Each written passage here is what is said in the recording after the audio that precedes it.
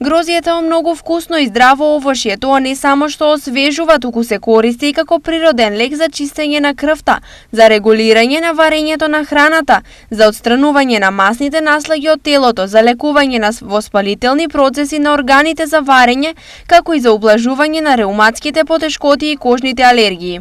За да се добие грозието како производ потребен е труд и работа, но сепак целиот труд на крајот се исплаќа. Па грозието е произведува од садници, нели, од лоци, мислам од садници, прачки се саде, и се тека на времето, после 3 години почнеме да береме од него. Како се одржува лозата?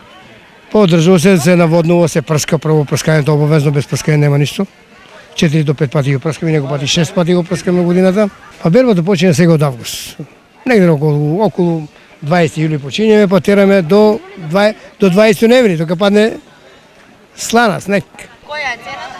Цената е 6 денари. За тоа дека грозието е вкусно, освежително, но и за овој период скапо, потврдуваат и граѓаните. Грозието имам лозница во дворот и чекам да созрее, така некогаш земам од пазар.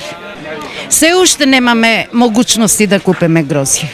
Да, купуваме, јадеме.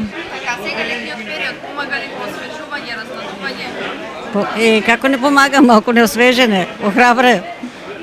Цената е 60 денари, моја на грозието, скапо ли? 50-60. Скапо е, ама што ќе правиме, тоа е тоа. И покрај топлото време и високите температури, градскиот пазар беше полн со граѓани спремни да купат се што им е најпотребно, а цените на другите производи околу Пладне беа следни. Компир 35, лубеница 10, диња 20, домат 60, краставица 30, банана 65, јаболко 40, праска 70, зелка 20 и пиперка 70 денари за килограм.